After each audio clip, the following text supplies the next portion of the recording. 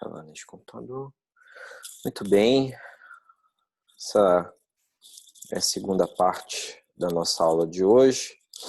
Estávamos comentando a questão da responsabilização via solidariedade tributária, né, dos contribuintes e também de partes identificadas pela legislação tributária. E a gente trabalhou um pouquinho a questão dos sócios, administradores,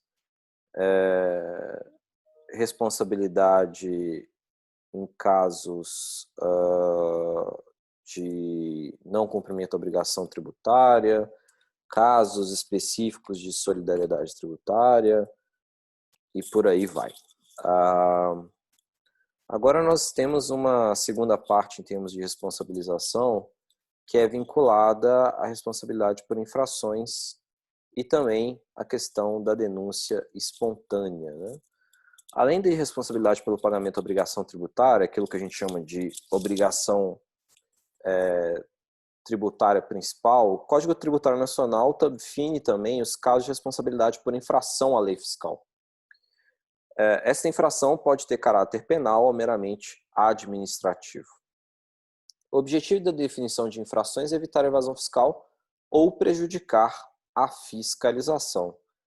O infrator, nesse caso, quando a gente fala de infração à legislação tributária, é sempre decorrente de ou ocultação da ocorrência do fato gerador ou dificuldade em relação ao cumprimento de obrigações acessórias, ou seja, identificação da ocorrência do evento econômico que constitui o fato gerador para a incidência do tributo, ou também para descumprimento de obrigações acessórias, que por consequência também o descumprimento de obrigações acessórias redunda na dificuldade da fiscalização, na dificuldade da exigência do cumprimento da obrigação tributária. Afinal de contas, se eu não preencho a declaração a respeito da ocorrência do fato gerador do tributo, o fisco não fica sabendo da sua ocorrência, e aí, de certa forma, eu estou ocultando, né, essa obrigação principal, que é necessário o cumprimento. Dessa forma, quando ocorrem esses eventos de cumprimento de obrigação acessória, a legislação tributária especifica a aplicação de uma penalidade, que é uma multa pecuniária, né? Além das questões envolvendo as obrigações acessórias, só o ato propriamente dito do não pagamento de um tributo também gera exigência por parte do Fisco Federal de uma penalidade, né? Uma exigência de uma multa em decorrência do descumprimento da obrigação principal. Então, vejam, nós temos a aplicação de penalidade pelo descumprimento de obrigação acessória, não entrega de declarações, ou enfim, não entrega de informações ao fisco que auxiliem na fiscalização e arrecadação dos tributos, ou também tem uma aplicação de penalidades pelo não pagamento dos tributos declarados ou não, que tem ali o fato gerador ocorrido e determinado pela legislação. Nessas hipóteses, essa penalidade ela acaba sendo exigida da mesma forma que a obrigação principal, que o próprio tributo propriamente dito, né? Você tem que cumprir essa multa, né? Ou cumprir essa obrigação dessa penalidade mediante o pagamento para o fisco federal, estadual ou municipal. E também pelo Código Tributário Nacional, essa penalidade ela é exigida com os mesmos requisitos da obrigação principal, porque ela se transforma em exigência de prestação pecuniária, né, essa penalidade, e também ela acaba constituindo crédito tributário e aí exigida da mesma forma que o próprio tributo em si, ou seja, mediante cobrança administrativa, pode ser lavrado um auto de infração pela autoridade administrativa, pode ser inscrito em dívida ativa esse débito da penalidade juntamente com a obrigação principal. E esse crédito tributário tem as mesmas garantias, essa penalidade tem as mesmas garantias do crédito tributário, genericamente falando. Pode ser execução fiscal, enfim, as exigências, a questão das responsabilidades que nós estávamos discutindo na aula passada, as questões envolvendo a solidariedade, interpretação jurisprudencial a respeito de responsabilidade e solidariedade, e por aí vai. É interessante notar que a legislação tributária, o Código Tributário Nacional, ela prevê uma oportunidade no qual o infrator ele pode deixar de pagar essa penalidade especificada na legislação. Normalmente, nós chamamos esse evento no qual o contribuinte pode deixar de pagar a multa como denúncia espontânea. O infrator ele pode denunciar espontaneamente a conduta, aquela conduta especificada na legislação que, se descumprida, surge a obrigatoriedade de pagar a penalidade e eximir-se de qualquer tipo de aplicação de multa. Por exemplo, em caso de não pagamento de determinado tributo, se o infrator efetuar o pagamento, fica isento das penalidades. Neste caso, os juros moratórios, eles são devidos. E aí teve uma interpretação do Superior Tribunal de Justiça a respeito da denúncia espontânea, no qual ele não admite essa denúncia espontânea, ou seja, eu cumpri a obrigação principal de forma espontânea, sem que o fisco venha e me exija o cumprimento dessa obrigação. E aí o STJ ele tem uma definição de quando acontece essa espontaneidade. A espontaneidade é seguida do pagamento do tributo de forma integral e imediata, antes do fisco ficar sabendo a respeito do descumprimento da obrigação principal. Ou seja, nós temos muitos casos na nossa legislação tributária a especificação de que o cálculo do tributo, todos os eventos relativos à apuração própria do tributo, ela fica a carga do próprio contribuinte. Nós, contribuintes, temos que pegar a legislação tributária, ler a legislação tributária, interpretar a legislação tributária, calcular o tributo devido, comparando a legislação tributária com o evento econômico a qual ele faz parte, recolher esse tributo para os cofres públicos, e aí, posteriormente a todos os atos serem praticados pelo próprio contribuinte, o fisco, tanto municipal, quanto estadual, quanto federal, tem o direito de fiscalizar você para ver se você fez o cálculo adequado dos tributos devidos. Depois, inclusive, nós vamos discutir a questão do crédito tributário do lançamento. Isso a gente tem uma nomenclatura própria que é chamada lançamento por homologação, ou seja, o tributo não é diretamente cobrado pelo fisco. Cabe ao contribuinte todos os eventos administrativos, todos os atos necessários para cumprimento da obrigação tributária. Para o Superior Tribunal de Justiça, em tributos como esse, que a gente chama de lançamento por homologação, aquele que o contribuinte tem todo o risco, ele é obrigado a fazer o cálculo do tributo, ele faz o recolhimento, sem qualquer atividade administrativa, ele entende que contribuinte para incorrer na hipótese de denúncia espontânea, ou seja, se ele paga em atraso o tributo e em tese teria a aplicação da penalidade, ele só pode fazer isso se, primeiro, você não está sofrendo nenhum ato de fiscalização pelo fisco. Segundo, você tem que pagar o tributo antes, a diferença encontrada em relação a esse tributo, antes do fisco ficar sabendo. E o fisco só fica sabendo em duas situações. Ou se ele está te fiscalizando, ou se você entregou a declaração indicando ser devido o tributo. Então, o STJ entende que esta denúncia espontânea, ou seja, deixar de pagar multa, quando eu deixei de pagar o imposto, ou o tributo, né, só pode ocorrer se eu pagar antes da fiscalização pelo fisco ou antes de qualquer tipo de declaração para o fisco. A lógica por trás disso é que, para o STJ, se o fisco sabe que você é devedor de tributo, não tem nenhum tipo de benefício para o fisco em relação à aplicação da denúncia espontânea, no qual eu deixo de pagar qualquer tipo de multa, penalidade em relação ao não cumprimento da obrigação tributária. Essa interpretação do Superior Tribunal de Justiça gera uma quantidade enorme de críticas e, obviamente, a crítica mais relevante que existe é que, pela interpretação originária em termos de que o contribuinte teria, vamos dizer assim, um ato mais moralmente aceito, de que ele não declarou para o fisco a ocorrência do fato gerador e, portanto, ele fez o pagamento antes do fisco ficar sabendo,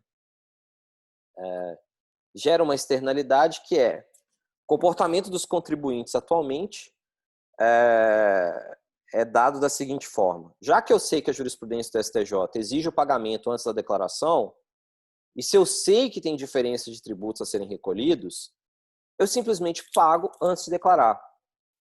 Esse é o comportamento que o contribuinte faz, ou seja, tornou-se inócua a interpretação do Superior Tribunal de Justiça a respeito do fisco estar sabendo ou não da ocorrência do fato gerador.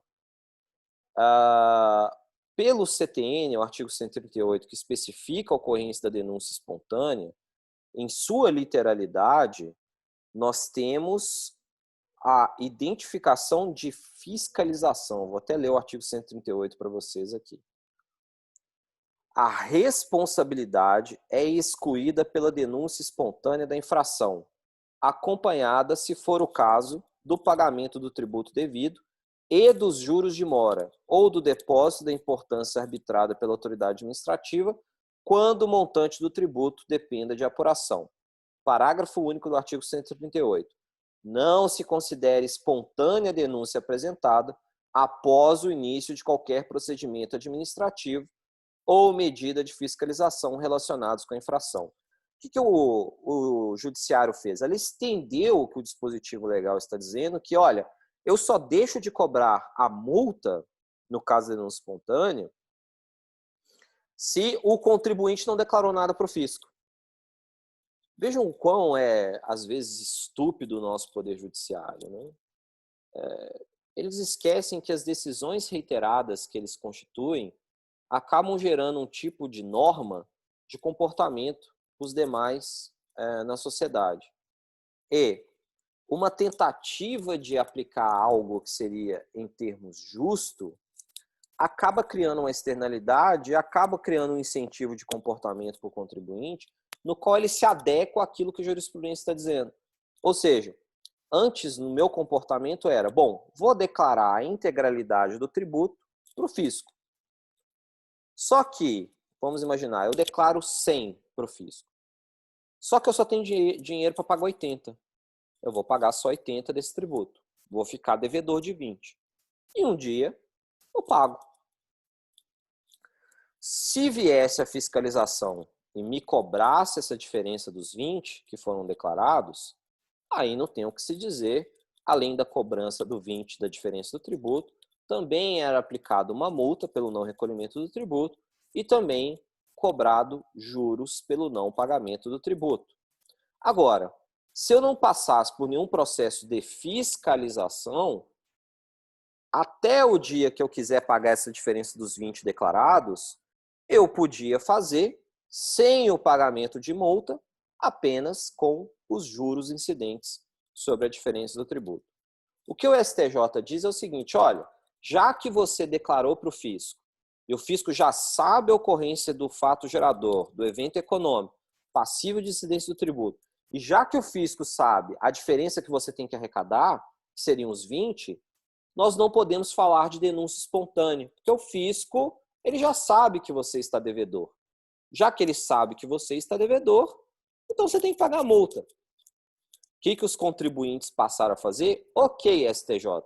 Você acha que eu estou sendo, vamos dizer assim, tendo uma atitude imoral, estou tendo uma atitude que não se constitui nos preceitos, né, de um bom pagador? Beleza, STJ. Então, o que os contribuintes passaram a fazer? Eu só tenho 80 para pagar de tributo, mas sei que eu deveria pagar 100, eu vou simplesmente declarar 80. Declaro 80, pago 80. Sem juros, sem nada. Pago 80 bonitinho. Algum dia, quando eu tiver esses 20 para poder pagar a diferença do tributo, eu pago os 20 de diferença, depois retifico a minha declaração para o fisco, dizendo, olha, fisco, desculpa, eu tinha declarado 80, mas veja bem, eu já paguei 100 com juros, essa diferença dos 20 eu paguei com juros, sem multa, sem penalidade. Mas veja, fisco, na verdade eu estava devendo 100. Inclusive, eu já recolhi os 20 de diferença com juros. É isso que o contribuinte faz. Na verdade, o judiciário criou um incentivo para o contribuinte, um incentivo econômico, para ele não declarar todo o tributo devido. Quando o contribuinte não tem condições de arcar com a integralidade do tributo devido, ele declara para o fisco menos. Para quê? No futuro, quando ele tiver recursos financeiros para pagar a integralidade do tributo, ele vai pagar utilizando o instituto da denúncia espontânea, que faz com que ele não pague multa nessa diferença do tributo. E vejam que o dispositivo legal, o parágrafo único, ele fala que não se considera denúncia espontânea, ou seja, exclusão da multa, quando o contribuinte não estiver passando por procedimento administrativo ou medida de fiscalização. Em nenhum momento o dispositivo do Código Tributário Nacional disse que era exigido a não declaração do tributo. A única coisa que o dispositivo legal exigiu é que você não estivesse passando por fiscalização. E ponto e basta. E assim segue a vida. Então, o nosso Poder Judiciário, novamente, fazendo uma interpretação estúpida a respeito do dispositivo legal, criou o incentivo de comportamento para os contribuintes, que é uma redução em relação à declaração de débitos tributários, quando, obviamente, esse contribuinte não tem condições econômicas para arcar com a integralidade do tributo, tendo em vista que, no futuro, ele pode se beneficiar da denúncia espontânea.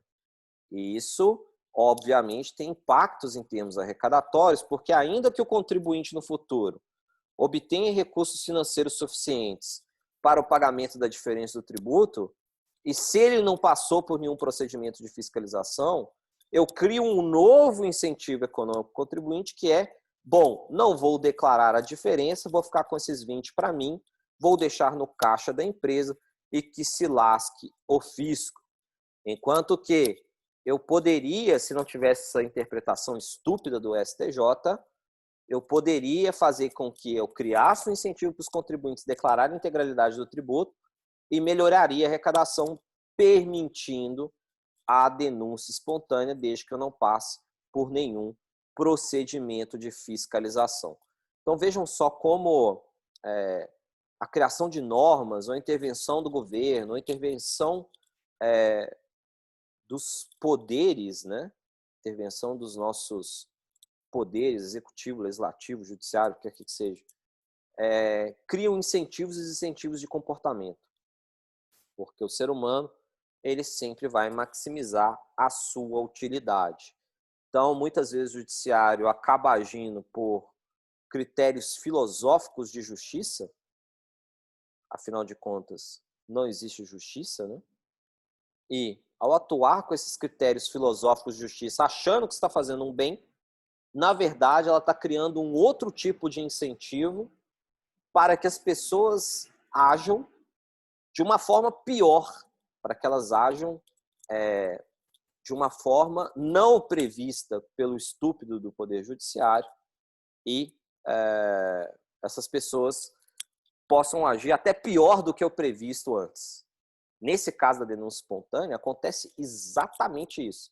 O que era antes praticado, as pessoas declaravam a integralidade do tributo, pagavam parcial, depois ia lá, pagavam a diferença só com os juros. Mas aí o STJ resolveu fazer essa interpretação estúpida e criou um incentivo para as pessoas agirem mal. Já que vai me cobrar multa, se eu passar por fiscalização ou não, eu simplesmente declaro menos o tributo. Se eu não passei por fiscalização, beleza, a diferença dos 20 eu ganhei, vai para o meu bolso. Se eu passar por fiscalização, de qualquer forma eu vou pagar multa. Então, deixa eu passar por fiscalização. Se eu não passei por fiscalização, eu ganhei dinheiro. E aí vira uma loteria e a questão da probabilidade de ser fiscalizado ou não, né? Dentro de uns parâmetros que foram aí desenvolvidos de utilidade econômica, por que as pessoas só negam tributos, né? Das variáveis calculadas em termos de utilidade econômica é tanto a penalidade aplicada como a probabilidade de fiscalização. É um artigo seminal muito interessante que foi publicado pelo David Solomon, que é um artigo que ele fala sobre as opções de evasão fiscal, que leva uma pessoa a cometer atos de sonegação fiscal ou não. É bem interessante esse artigo. É um artigo, não sei, vocês têm interesse em receber esse artigo? Sim, professor, seria interessante você compartilhar. Tá. Eu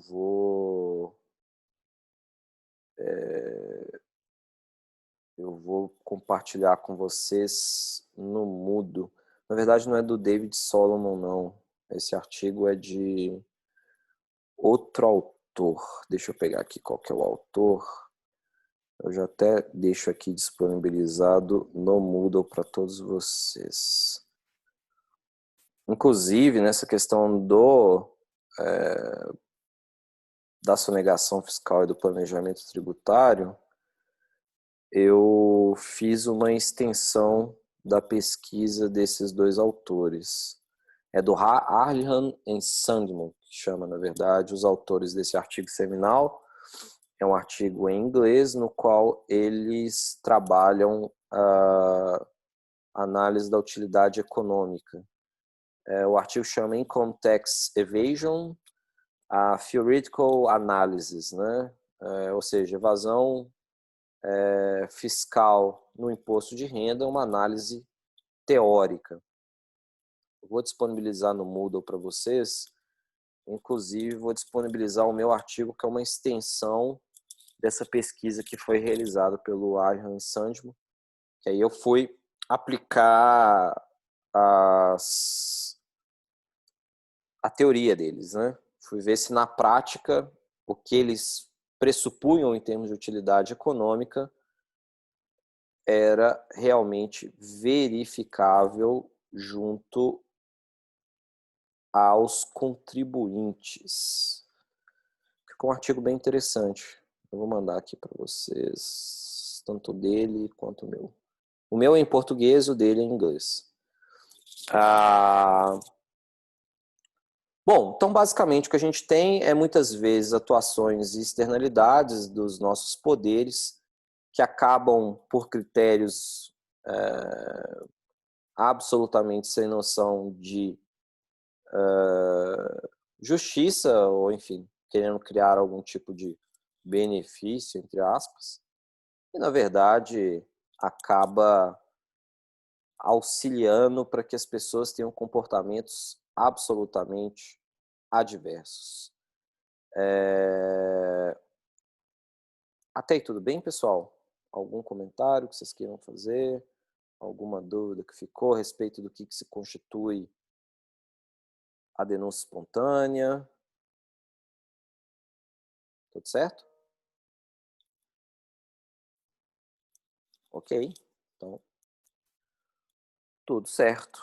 Daremos continuidade à nossa disciplina.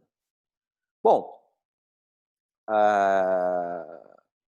após discussarmos, né, a respeito das questões envolvendo responsabilidade tributária, solidariedade, responsabilidade por substituição, vamos passar agora em relação ao crédito tributário e lançamento, né?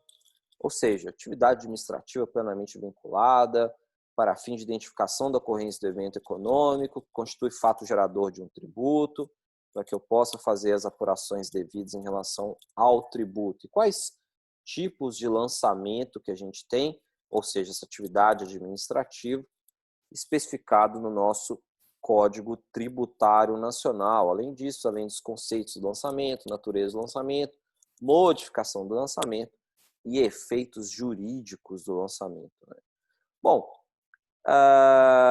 praticado pelo contribuinte o fato gerador, nasce obrigação tributária, sabe muito bem disso, porém, em determinados casos ainda não há qualquer obrigação do contribuinte ou responsável em efetuar o pagamento do tributo. Antes é necessário que haja um ato formal do sujeito ativo, tem capacidade ativa para a exigência do tributo, que determine a ocorrência do fato gerador e apure o quanto deve ser pago, intimando o contribuinte a respeito da ocorrência do fato gerador, a ocorrência do evento econômico, qual que é a quantificação desse tributo a ser pago, alíquota aplicável, prazo de pagamento e por aí vai. Esse ato é conhecido como lançamento e a gente tem à disposição dele no artigo 142 do nosso Código Tributário Nacional. O lançamento é ato que constitui o crédito tributário, sendo esta a prestação pecuniária devida ao sujeito ativo, é ele que dá exigibilidade à obrigação tributária. Se a gente pegar aqui, literalmente, o que dispõe o artigo 142 do Código Tributário Nacional, nós temos aqui especificado que compete privativamente à autoridade administrativa constituir o crédito tributário pelo lançamento, assim entendido procedimento administrativo tendente a verificar a ocorrência do fato gerador da obrigação correspondente, determinar a matéria tributável, calcular o montante do tributo devido, identificar o sujeito passivo e, sendo o caso, propor a aplicação da penalidade cabível. Vejam só que até o artigo 142 fala que cabe à autoridade administrativa competente aplicar a penalidade cabível, né? Justamente por isso que o artigo 138, em termos de denúncia espontânea, falava que não ocorria denúncia espontânea, ou seja, não afastava a aplicação da multa ou a penalidade se o contribuinte estivesse passando por medida de fiscalização ou procedimento administrativo. Logo, a extensão dada pelo STJ afronta dois dispositivos do nosso Código Tributário Nacional, né? Artigo 138, parágrafo único, e o artigo 142, que obriga a autoridade administrativa competente à aplicação da penalidade cabível. Então, uma interpretação para dar efeitos de justiça foi absolutamente estúpida, né? Eu não tenho medo de gravar e falar isso, afinal de contas vai ficar no YouTube como público, né? Bom, mas eu não sou tão famoso assim para os ministros do Superior Tribunal de Justiça um dia assistirem meu vídeo, por isso que eu não estou tão preocupado assim. Senão eu poderia me preocupar um pouquinho mais, né? Mas acho difícil, né? Acho muito difícil eles verem. Enfim, então o lançamento, como eu disse aqui no artigo 142, atividade privativa da autoridade administrativa. Quem é essa autoridade administrativa, né? São os fiscais das receitas federal, receita estadual e receita municipal. São autoridades administrativas empossadas através de concurso público e específico de carreira, tem uma carreira própria, né, para os auditores fiscais da Receita Federal, auditores fazendários da Receita Estadual e auditores fazendários das receitas municipais. Inclusive, na reforma administrativa indicada pelo Paulo Guedes, né, ainda vai continuar uma carreira com exigibilidade de concurso público, inclusive com indicação de estabilidade nessa carreira, né? Me parece que a reforma administrativa não vai atender, não vai alterar a carreira das administrações tributárias.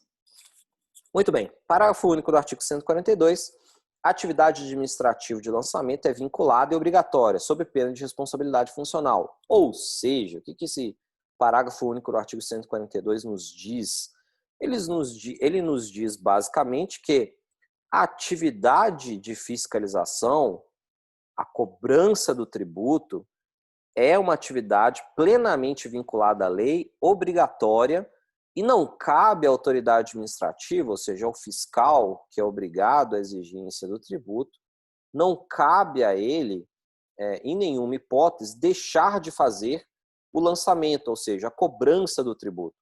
Não cabe à autoridade administrativa analisar um caso, por exemplo, de um contribuinte e falar: nossa, que dó desse contribuinte, coitadinho, ele não tem dinheiro, bom, vou deixar de cobrar o imposto dele, o tributo dele. Não cabe à autoridade administrativa fazer isso, porque senão nós teríamos, no caso, uma responsabilidade funcional imediata deste funcionário público. Ele poderia responder criminalmente e também civilmente em razão da não cobrança de tributos. Se ele vê um evento econômico passível de exigência de tributo, não cabe a ele outra opção que não seja realizar a cobrança tributária, a formalização da cobrança tributária. E aí, se o contribuinte achar que não tem obrigação legal no recolhimento desse tributo, por questões diversas, por prescrição, decadência, porque ele não incorreu no evento econômico que constitui o fato gerador do tributo, porque ele acha que o tributo é ilegal, porque ele acha que o tributo é inconstitucional, porque a medida de cálculo está afrontando a legislação, enfim, diversos fatores que impactam nessa arrecadação tributária, aí o contribuinte que eu faço através dos meios legais, através da discussão administrativa, através da discussão judicial, ele tem meios adequados pelos quais ele pode discutir a cobrança tributária. O que não pode é o fisco, né, o fiscal, deixar de realizar a cobrança do tributo. A isso não cabe a ele. Mesmo que o fiscal ache que a cobrança é absolutamente inconstitucional, mesmo que o fiscal ache que a cobrança é absolutamente legal, não cabe à autoridade administrativa nenhum tipo de juízo de valor. Ele tem que cumprir os regramentos que são determinados e realizar a cobrança do tributo conforme a norma especifica que seja realizada. Inclusive, isso se aplica a todo funcionário público, tá? Não só o fiscal da Receita, mas todo funcionário público de todas as esferas, não cabe a ele discutir a legislação. O único poder que tem a capacidade, a competência e a permissão constitucional para afastar a aplicação de uma norma é o Poder Judiciário. Não que o juiz em si possa não aplicar a lei. Eu estou falando juiz na atividade judicante, né? Desde que alguém propõe uma ação judicial perante o Poder Judiciário, questionando a aplicabilidade de uma norma. O juiz, ao decidir aquele caso, ele tem autorização constitucional para permitir ao litigante, né, o cumprimento de certa norma. Ele pode permitir a essa pessoa falar: olha, realmente eu, juiz, dentro da minha atividade judicante, entendo que as suas razões são verdadeiras, você tem razão realmente, e para você, eu permito que essa norma, que essa legislação não seja aplicada pelos fundamentos que eu vou trazer aqui em minha decisão. O juiz, por ele mesmo, ele tem que cumprir as normas. Ele tem que cumprir todas as normas, assim como qualquer funcionário público. Mas na atividade judicante, ele pode afastar a aplicação da norma para qualquer pessoa que apresente um processo judicial. Do contrário, a nós, funcionários públicos, não cabe a discussão ou não a respeito da norma. Eu, por exemplo, como professor da Universidade Federal, funcionário público federal, todas as normas que são indicadas para mim, eu sou obrigado a cumpri-las, sem nenhum tipo de questionamento. Você vê uma normatização da reitoria, da Câmara de Graduação, etc. e tal, para mim só cabe abaixar a cabeça e cumprir. Se algum dia eu não quiser cumprir alguma coisa, eu vou ter que entrar com uma ação judicial contra a União, dizendo que, olha, eu acho que esse dispositivo regulamentar aí, ou essa legislação, enfim, são inconstitucionais, são ilegais, e por isso peço ao juiz que me permita o não cumprimento, e o juiz vai analisar o meu caso e pode me permitir o não cumprimento. Aos fiscais, portanto, não cabe nenhum tipo de juízo a respeito da aplicação ou não da norma. Cabe a ele simplesmente aplicar e cobrar o tributo, obviamente, se devido dentro das especificações normativas. Bom, aberto esse parênteses, né? Dentro do instrumento das obrigações tributárias, a existência de um ato de lançamento constitui a normalidade no nosso mundo real, né? Porque a normalidade, né? De regra, com o nascimento da obrigação, o título dispõe de todos os requisitos necessários para produzir efeitos, tais como direito e correlato dever, pretensão, que seria exigibilidade, coação, obrigação e sujeição. Porém, no direito tributário, há uma dissociação do momento do nascimento do direito do credor, obrigação tributária, e o momento em que este se torna exigível, que é o lançamento tributário, atividade administrativa plenamente vinculada, em termos de quantificação, verificação da ocorrência faturadora, etc. Em alguns tributos, o lançamento é desnecessário, ou seja, o fisco ter uma atuação ativa de cobrança para que você pague, para o nascimento do dever do contribuinte de efetuar o pagamento. Nestes casos, é o próprio contribuinte que efetua a quantificação do valor devido e providencia o pagamento, antecipando-se ao ato da fazenda pública de cobrança. Caso não pague na data estabelecida, estará em mora e sujeito ao lançamento de ofício, com agravante de penalidades.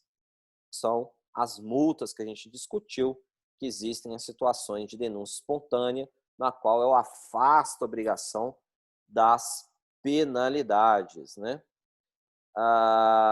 Bom, sobre o lançamento, eu gosto de citar um autor, inclusive ele está na nossa disposição bibliográfica da nossa disciplina, que é o Alberto Xavier, né?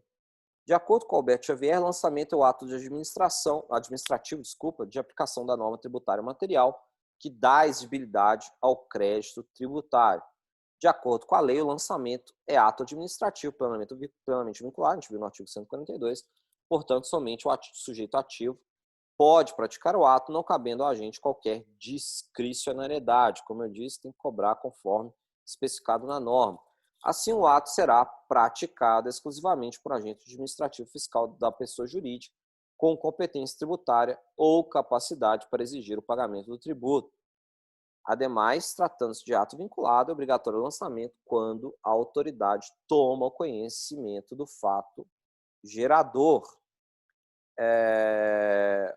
Bom, e quais seriam as modalidades de lançamento, né? Quais seriam as modalidades em que a gente já viu, a gente passou rapidamente aí uma situação na qual o contribuinte declara o tributo para o fisco federal, faz o recolhimento, posteriormente o fisco valida a apuração que foi realizada pelo contribuinte. Existem outros tipos de lançamento, a gente viu também aqui rapidamente o que a gente chama de lançamento de ofício, que o fisco vai atrás de você e cobra o tributo. Vamos passar pelo Código Tributário Nacional, quais seriam as modalidades de lançamento, né? Ele prevê 3 espécies de lançamento. E quais seriam essas 3 espécies de lançamento? O lançamento por declaração, que tem no artigo 147 do Código Tributário Nacional, que se caracteriza pelo ato do contribuinte de prestar uma declaração sobre um determinado fato para a autoridade fiscal, que posteriormente irá efetuar o lançamento com base nesta declaração. Ou seja, o fisco ele não dispõe de todas as informações necessárias para cobrança do tributo. Ele precisa de algumas informações do contribuinte para que ele possa formalizar a cobrança. E aí, ao contribuinte, cabe declarar essas informações adicionais para o fisco, para que ele possa, a partir dessas informações, aplicar a legislação e falar, olha, com base nessas informações que você está me passando, portanto, você me deve tanto de tributo. Esse é o que a gente chama de lançamento por declaração. O lançamento de ofício é o lançamento efetuado ou revisto pela própria autoridade fiscal, autoridade fazendária, nas hipóteses arroladas no artigo 149 do Código Tributário Nacional. Neste não há participação do contribuinte. Vamos passar aqui pelo artigo 149 do Código Tributário Nacional, que seria a questão do lançamento de ofício, né? O lançamento efetuado e revisto de ofício pela autoridade administrativa nos seguintes casos. Estou aqui lendo o artigo 149. Quando a lei assim o determine. Esse é o inciso primeiro. Inciso segundo. Quando a declaração não seja prestada por quem de direito no prazo e na forma da legislação tributária. Ou seja, especificado pela legislação tributária que o contribuinte apresente informações para que possa ser realizada a cobrança do tributo, ele não faz. Então, a autoridade fazendária vai lá, bate na sua porta e fala, ó, já que você não prestou as informações necessárias, eu vim aqui, já vou pegar as informações e já vou cobrar o tributo de cara. Inciso terceiro. Quando a pessoa legalmente obrigada, embora tenha prestado declaração nos termos do inciso anterior, deixe de atender, no prazo e na forma da legislação tributária, a pedido de esclarecimento formulado pela autoridade administrativa. Recuse-se a prestá-lo ou não preste satisfatoriamente a juízo daquela autoridade fiscal. Portanto, se eu deixo de prestar informações adicionais, em auxílio à fiscalização, vem aí a autoridade fazendária bater na sua porta e falar, olha, você não prestou a contento, você não cumpriu o prazo das informações que eu te pedi adicionais, portanto, eu vim aqui fazer a cobrança do tributo de ofício, ou seja, usando a minha força, o meu poder de polícia. Inciso 4º. Quando se comprove falsidade, erro ou omissão quanto a qualquer elemento definido na legislação tributária como sendo de declaração obrigatória, ou seja, quando o contribuinte utiliza meios dolosos, né, para poder escapar de uma cobrança maior de tributo. Então, a gente tem aqui já situações que até, inclusive, constituem-se crime, que é comprove-se falsidade. Tem lá crimes contra a ordem tributária, uma legislação específica, isso é considerado um dos eventos que constitui crime contra a ordem tributária. Então, além da cobrança tributária, você terá também aí que responder criminalmente pelo ato de falsidade. Voltando na nossa aula, na parte 1, até uma das perguntas que vocês me fizeram, qual seria o meio termo? Eu disse aplicar a legislação como está no próprio Código Tributário Nacional. Esse é o exemplo clássico no qual, em termos de responsabilidade solidária, eu concordo com a responsabilidade solidária. O administrador, o sócio da empresa, prestou declarações falsas ou falseou documentos para poder reduzir sua carga tributária, não tem desculpa. Nesse caso, ele cometeu, inclusive, crime. Então, ele fez infração à lei. Nessa falsidade, eu acho que sim, o sócio administrador teria que responder de forma solidária com relação ao crédito tributário. E acho que essa deveria ser a interpretação, inclusive, a ser estendida na questão trabalhista. Se economicamente não deu certo o negócio, ora bolas, o sócio administrador também vão perder dinheiro. Não só o empregado, todo mundo vai perder dinheiro. Todo mundo vai se lascar nessa questão.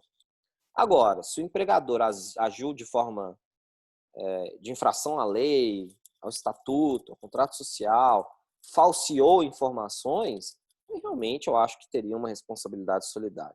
Mas, enfim, essa hipótese a gente já discutiu um pouco na parte 1. Aqui a gente está falando da questão dos tipos de lançamento. E, nesse caso, lançamento de ofício, como comprovada essa falsidade, erro ou omissão, quanto a qualquer elemento definido na legislação tributária como sendo de declaração obrigatória.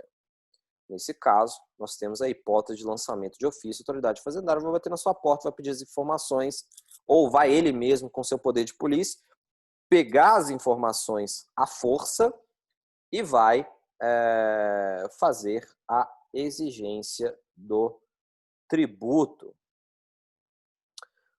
Bom, a outra hipótese também que nós temos aqui, quando se comprove omissão ou inexatidão por parte da pessoa legalmente obrigada no exercício da atividade a que se refere o artigo seguinte, ou seja, alguém omitiu ou prestou informações inexatas relativas ao cumprimento da obrigação tributária. Nesse caso, a hipótese de fiscalização, o fiscal vai cobrar à força o tributo. Quando se comprova, é outro inciso, né? Quando se comprove a ação ou omissão do sujeito passivo ou de terceiro legalmente obrigado, que dê lugar à aplicação de penalidade pecuniária. Então, se a gente tem ação ou omissão do sujeito passivo ou de terceiro, também é uma situação de lançamento de ofício, ou seja, fiscalização e cobrança forçada. Quando se comprove que o sujeito passivo ou o terceiro em benefício daquele agiu com dolo, fraude ou simulação. Estamos também diante de outras hipóteses de crime contra a ordem tributária, dolo, fraude ou simulação. Todos esses eventos são especificados na legislação penal.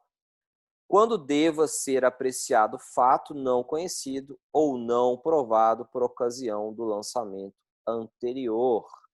Então, apesar de você ter passado por uma fiscalização, o fato não foi apreciado pela autoridade fazendária, ela pode te refiscalizar, revisitar fatos que ela não tinha analisado anteriormente e, assim, realizar a cobrança tributária. E quando se comprove que no lançamento anterior ocorreu fraude ou falta funcional da autoridade que o efetuou, ou omissão pela mesma autoridade de ato ou formalidade especial. Essa hipótese já é em relação à autoridade fazendária. Nesse caso, estamos também diante de crime, também de ato infracional administrativo, que pode, inclusive, culminar na perda do cargo público da autoridade administrativa, que se diz que ocorreu fraude ou falta funcional da autoridade administrativa, ou seja, o fiscal foi lá na sua empresa, ele malandramente não fez a cobrança do tributo por razões que nós podemos dizer que podem ser criminais, né? Recebeu ali propina, cobrou alguma coisa para não te fazer a cobrança do tributo e por aí vai. Então, em faltas funcionais, em hipótese no que a autoridade administrativa não fez a cobrança do tributo porque ele é malandro, é permitido sim que outro fiscal vá lá na sua empresa e cobre o tributo. Então você não tem, veja que interessante, né? Contribuintes que cometem atos criminais pagando para o fiscal não fazer a cobrança do tributo não estão protegidos. Não estão protegidos. Porque se descoberto que essa autoridade fiscal ela cobra propina, ela vai ser expulsa do serviço público, vai responder penalmente, pode ser presa, e além disso, o fisco vai fiscalizar todos os contribuintes que foram fiscalizados por esse fiscal corrupto. Ele vai bater na porta de todo mundo e vai ver se recolheu o tributo adequadamente. Se não recolheu, obviamente, vai cobrar a diferença. E, além disso, você, como contribuinte, vai responder criminalmente, porque, afinal de contas, você cometeu um ato de corrupção. Você pagou um funcionário público para cometer um ato ilegal. Então, você vai sim também responder por crime de corrupção, além, obviamente, de crimes contra a ordem tributária, que você, através de um ato fraudulento, através de um ato doloso, você deixou de arrecadar tributo. Então, não é uma boa pagar fiscal malandrão. Não se ganha nada pagando fiscal malandrão. Pelo contrário, você só tem a perder. Essas são as hipóteses de lançamento de ofício. Então, a gente tem o lançamento por declaração, no qual eu presto algumas informações necessárias para o ofício, para que ele depois me faça a cobrança. O lançamento de ofício é as hipóteses no qual o fisco faz a fiscalização perante o contribuinte, direito da fiscalização. Eles podem bater na porta de qualquer empresa, qualquer contribuinte, e falar, me presta as informações que eu quero verificar se o pagamento que você fez do tributo está correto. E se eventualmente ele identificar alguma diferença, ele faz essa cobrança mediante o que a gente chama de lançamento de ofício. Ou seja, a autoridade vai lá, por obrigação legal, te faz a cobrança da diferença do tributo. Depois nós temos como modalidade de lançamento o lançamento por homologação. o qual eu gostaria de começar a falar do lançamento por homologação, que é bem mais complexo, tem muito mais coisa a ser envolvida, tem muito mais exemplo e outras questões envolvidas no lançamento por homologação, então a gente precisaria aí de um pouco mais de tempo. Então deixamos para a próxima aula essa modalidade de lançamento. Até então tudo certo, pessoal? Tudo entendido? Todo mundo entendeu tudo? Tá tudo bonitinho?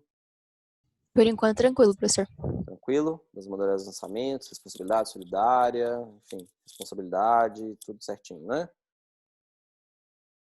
Beleza. Então, perfeito, pessoal. Vou parar aqui a gravação.